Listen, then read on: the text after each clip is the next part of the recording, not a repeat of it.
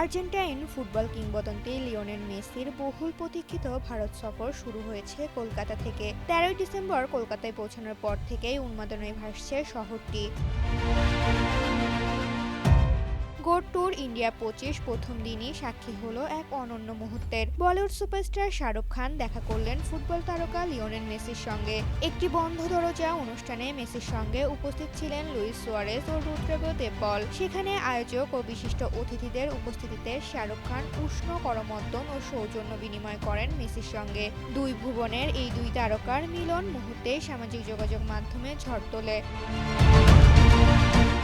অন্যদিকে মেসির আগমন ঘিরে বিতর্কে জড়ান টলিউড অভিনেত্রী শুভশ্রী গাঙ্গুলি। যুব ভারতী ক্রীড়া অঙ্গনে মেসিকে স্বাগত জানাতে গিয়ে তার সঙ্গে ছবি তোলেন শুভশ্রী। ছবিটি সামাজিক যোগাযোগ মাধ্যমে পোস্ট করে তিনি প্রথমে ক্যাপশনে লেখেন, বাংলা ফিল্মকে গোটের সামনে রিপ্রেজেন্ট করার সুযোগ পেলাম।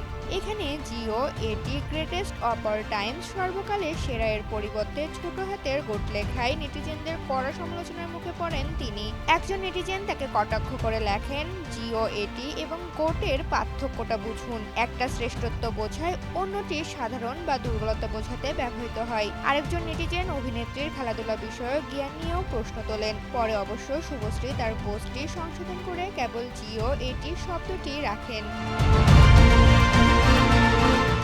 তবে মেসিকে দেখতে গিয়ে যুবভারতী ক্রীড়া অঙ্গনে চরম অব্যবস্থাপনার অভিযোগ তুলেছে তার ভক্তরা। হাজার হাজার টাকার টিকিট কেটেও কাছ থেকে মেসিকে দেখতে না পাওয়ায় ক্ষুব্ধ তার দর্শকরা। ঋতুপর্ণা, জনকণ্ঠ।